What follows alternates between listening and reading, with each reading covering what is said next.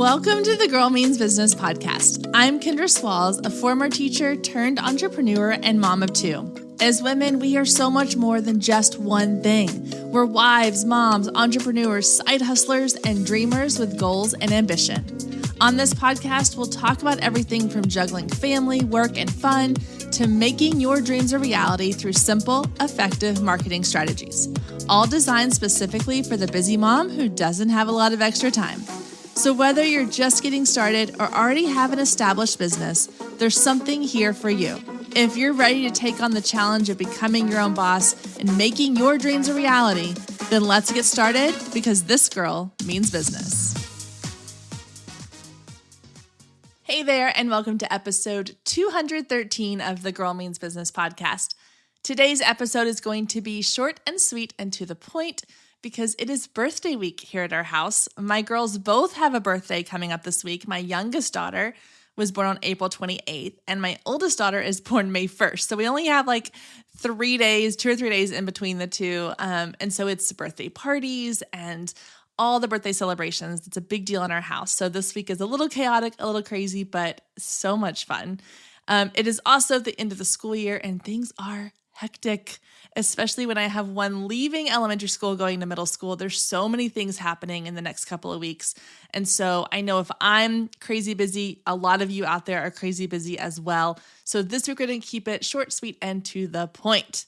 So let's get into it. Today's topic is no one wants to sign up for your newsletter. That may seem like a harsh statement. However, I still see this happening more often than I would like on the internet, on social media, on websites, all the things. There is a box that will pop up on your website and say, join my newsletter, become an insider. Here's the thing. Nobody wants to do that. When was the last time that you went to a website and you had a pop-up show up that said, join my newsletter, and you were like, yes, this is what I've been waiting for. I needed a newsletter from this business and this person. Probably never, at least not in the last decade. So newsletters are out. Nobody wants to sign up for them. So then how do you get people to sign up for your email list? Because if you know anything about me and this podcast, you know that email marketing is my favorite thing. It is one of the best marketing tools in my business. It is one of the best ways to make sales and connections in your business, but getting people onto your email list is not always easy. So today I'm going to tell you a couple of really powerful ways to get people onto your email list. And they all come down to one singular thing. You have to have a strong lead magnet. So what is a lead magnet? If this is brand new wording to you, let me clarify. A lead magnet is something of value that you provide to your audience in exchange for their email address. And this is kind of one of those buzzword things, something of value. What does that really mean? So in my opinion, your lead magnet, your something of value, is going to fall into 4 different categories. And these are kind of the categories that if you talk about like human needs and desires, like this helps solve these things. So the first one is that it helps them save money. So financial. The second one is that you're going to help to inform them of something. People want to be informed on a topic or an idea. Your lead magnet can help do that. The third one is it solves a problem. And the fourth one is it entertains. So we have save, inform, solve, entertain. So your lead magnet needs to do one of those 4 things. Again, it's save, inform, solve, or entertain. So let's kind of break those down and talk about the different lead magnets that we can have that help with each of those 4 categories. All right, let's start with save. This is probably one of the most common types of lead magnets we see and that we probably all have opted into before, because this is where you'll go to like a shopping website and you'll see the pop-up that shows up that's like get free shipping or save 10% off your first order. Those are tapping into this desire for us to spend less, save money. So how can you utilize this in your business if you don't offer a product? Even if you offer a service, you can still offer a discount or a savings of some kind. So in my photography business, I have experimented with 2 different ways of offering this to my audience. So what I did when I first decided to switch from different various lead magnets to just offering a discount amount for new clients was I created a pop-up on my website. And that pop-up, I did like an A/B testing. So I did it through a website, Hello Bar, I think is what it was called at the time.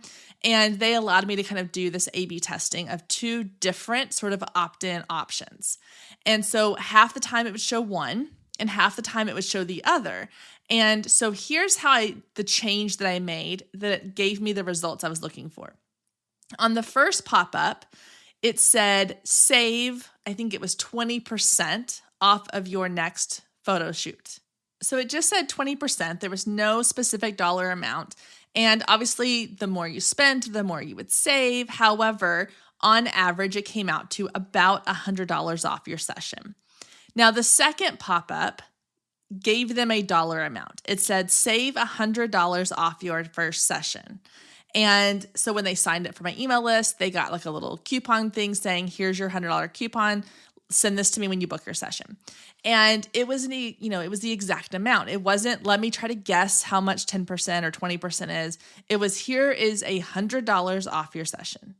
And what I found was that more people were signing up for the save $100 discount than they were the 20%, even though if they booked a higher, more expensive package, they were really saving a little bit more than they would on the $100 one.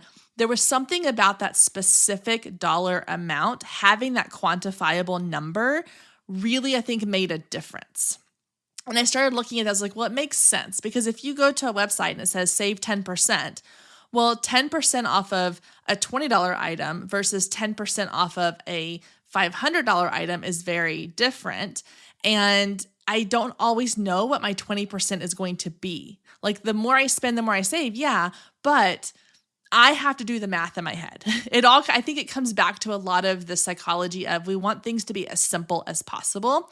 And if I have to do the math to figure out what 20% is, it's probably not really going to be something I'm that concerned about. And honestly, 10, 15, 20% doesn't seem like a whole lot unless you're spending a ton of money.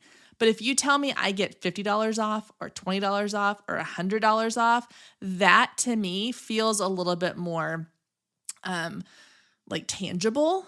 And I know the exact amount I'm going to be saving. So if you are going to utilize this form of lead magnet, my advice to you is to apply a specific dollar amount. Now, if you offer like variable prices, you could even say like, if you spend up to $50, you get $5 off. If you spend up to $100, you get $10 off. There's people that I've seen companies do that before too, or, however you want to word it, but putting a tangible dollar amount, for whatever reason, it triggers something different in our brain, and people are shown to more likely sign up for and opt into your lead magnet if they have that tangible dollar amount they can attach to their savings. So the next type of lead magnet is one that informs your audience. So this is really, really well received by audiences that want as much information as possible. They want to be in the loop. They want to know what's going on a regular basis. So you think like news articles, there's a lot of times that I have clicked on a news article on Facebook and then like whoever put the article out is asking me, I get like a paragraph and then I have to sign up for something. And I'm like, not that important. But for someone who is really invested in that content, they're going to sign up, be like, yeah, I want to know what's happening. So an example of how to use this in a lead magnet. Let's say you're a social media manager. So your job revolves around being aware of what's happening in the world of social media all the time, which these days it happens and it moves very quickly. And so how can you utilize this as a lead magnet? Well, instead of saying join my newsletter, you could say receive weekly tips on, or, you could have a download that's like the 5 things you need to know about social media right now, or the future of social media, and have a report or have a case study. Anything that's going to give them the information that they need in order to feel like that they are more successful in what they're doing, or that you are going to provide them with consistent updates where they're like, once you're on my email list, you'll receive weekly updates on what's going on in the world of Instagram or the world of Facebook or Twitter or LinkedIn or whatever platform you're focusing on. So for an audience who thrives on information, that's a great lead magnet to have. So like I said, reports, infographics, case studies, updates, all news articles, those are all things that are going to help inform an audience. The next type of lead magnet is one that solves. So it solves a problem for your audience. This is especially helpful and probably another, I would say second to the discount or the savings. This is one of the most popular ways that people create lead magnets around. So all of our audiences have a problem they're trying to solve. Whether it is they want beautiful photos for their wall and they don't have any, or they need pictures for their Christmas cards, or they need someone to manage their social media, or they need someone to help them organize their business, or they need somebody to help them learn how to do their hair and makeup, or whatever it is that you do, your audience has a problem that you are going to help solve for them. And so knowing that, you can tap into that and say, okay, my audience has a problem. What can I give them for free that's going to help them solve one tiny piece of that problem to help build trust that I can then help them if they hire me or work with me or buy from me, that I can help them solve the entire problem.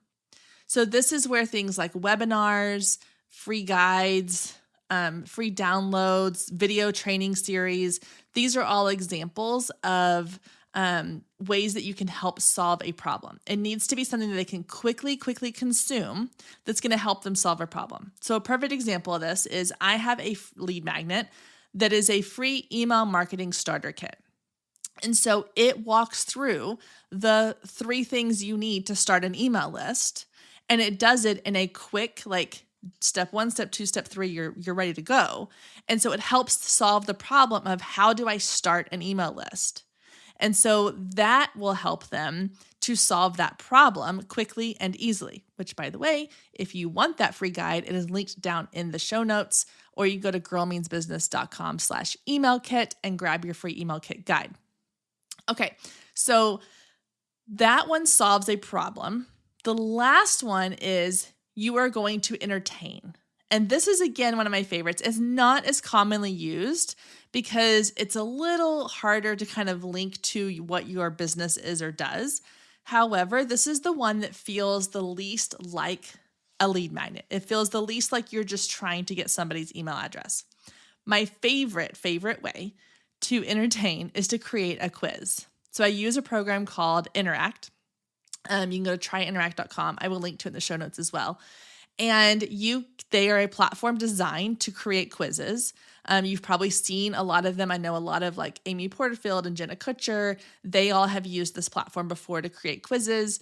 And it's a really fun way to create something that's engaging, that's sort of customized to your audience, but it feels fun. And we've all done these where you take the little quiz on Facebook, which Friends character are you? Or which state most likely should you be living in based on your personality type?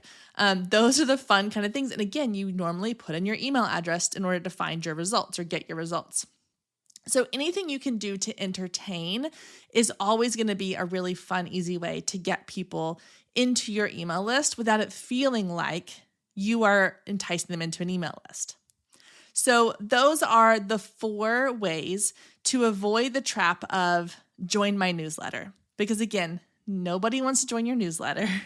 And so these are easy ways that you can create lead magnets that will help you grow your email list so that you can then start creating connections and making more sales in your business.